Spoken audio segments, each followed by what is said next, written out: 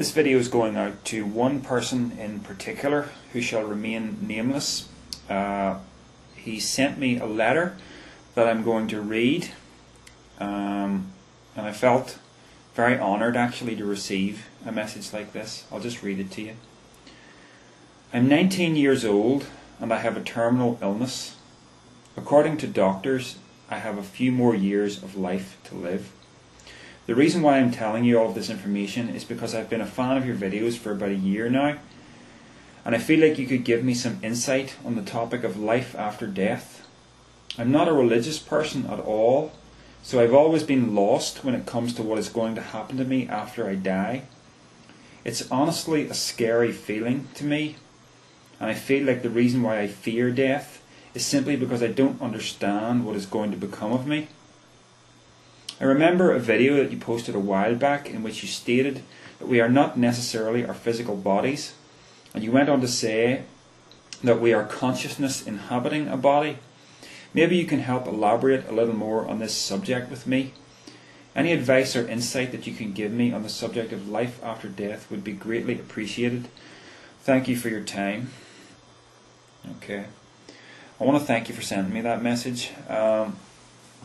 And I just want to dive straight in here and give you my thoughts. I mean, it's a sort of subject that, to be honest, I could talk your ear off for an hour on. But I really just want to give you some food for thought that I think might be helpful to you.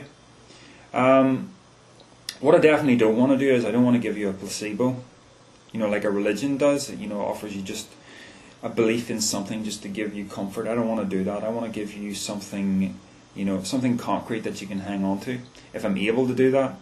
I also don't want to give you a load of pretentious twaddle where I'm just talking through my ass, saying things that sound vaguely spiritual. That is not me. I'm after things that are concrete. So, the bottom line on the whole question of life after death, I think, is that nobody has come back to tell us, so we really don't know. But that said, I think it's fair to theorize about this based on whatever the particular philosophical underpinnings of our life are. For instance, if you're an atheist, you generally won't believe in life after death because you see the entire universe in purely physical terms. If you're theist, you generally will have a conception of some life after death, probably based on your particular religion. Again, I have a fairly complex personal philosophy that involves a lot of things that I've talked about in previous videos. I'm not going to repeat all that now. You can watch all those for yourself and try to pick what works for you from that. But I would like to give you what I think is the strongest coordinate that I have that allows me to feel that there is something very, very special about consciousness. And that is, for instance, there's a laptop computer in front of me here, and it's made of lots of different parts. All of those parts are made up, there's parts that are metal, parts that are plastic, etc. Each one of those parts has a particular molecular structure. And if you get even underneath the molecular structure, you've got an atomic structure. You've got the electrons and whatnot. You go even deeper than that, you go into quantum stuff. And on it goes as far as we can peer. And there seems to be no end to it. Now what am I getting at here? I'm getting at the fact that everything in the world, everything in the universe can be deconstructed into smaller parts. And we can then conceptualize how these smaller parts come together to form the whole. Which is, in the case of a laptop, it's a machine. Tools, machines, stars, planets, the hair on my head. Everything has a function made up of smaller parts that work together, and on it goes right down to atoms and beyond. Now the thing is, consciousness is different. I want you to just think for a moment about your own consciousness, your own awareness. Now I'm not talking about your mind. I'm talking about just that inner voice that says, I am me. The thing that makes you different from an artificial intelligence, which has no self-aware center to it. Think about your own self-awareness.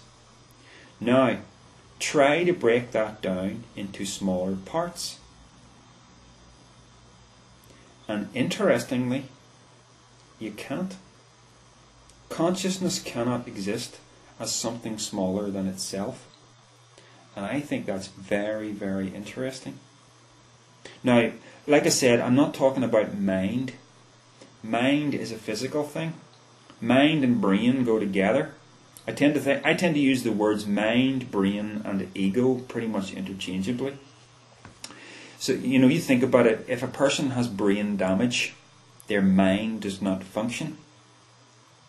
Maybe I can't give you a really simple, solid answer about whether there's life after death. But don't you find it interesting that consciousness seems to defy the very structure of what everything else is made of? Consciousness seems to stand apart from all of this. So I think the atheists have got it very, very wrong when they think that when the body and the mind die, consciousness ceases. That's not necessarily the case at all, because it seems to be made of different stuff, whatever it is. Now there's an important question that occurs to me at this point, and that question is, what do you see as you? How do you define yourself? Do you define yourself as your mind? Do you see that as your identity? Your personality, your collection of memories, is that the real you? Is that the thing that you're trying to hang on to, the thing that you want to perpetuate beyond the grave into whatever's next? Now, I've got a wee analogy that I made up a wee while ago, and I've been dying to use it, and this is the right moment to use it. I want you to think.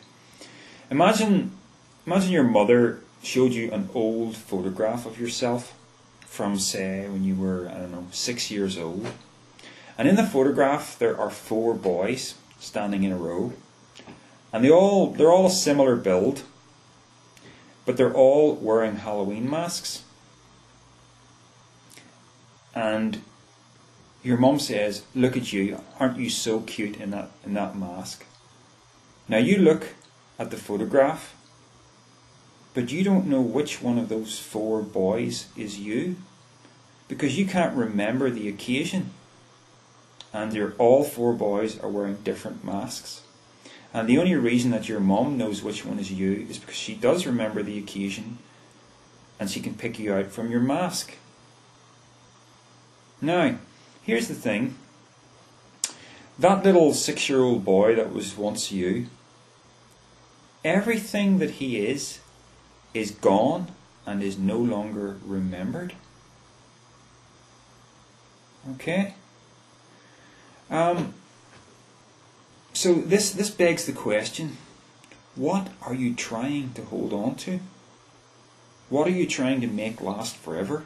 Just a personality, a current personality based on your current age, and a bunch of memories that are there in your head. The point I'm trying to make is, as you go through life, this construct, this mind construct that you have, it's constantly leaking. Now it's self-aware and it's there, but as you move through life, you constantly leak out old information that you'll never get back again.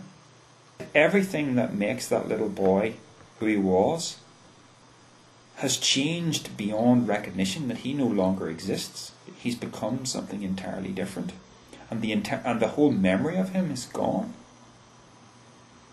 So what are we really trying to hang on to here? Now, the point I'm making is, the body and the mind, with its personality and all its memories, is here as a vehicle to interact with the physical universe. That's what its function is. This idea that we're supposed to take everything that we are now and perpetuate it into some kind of eternity to come, that's not what this is for.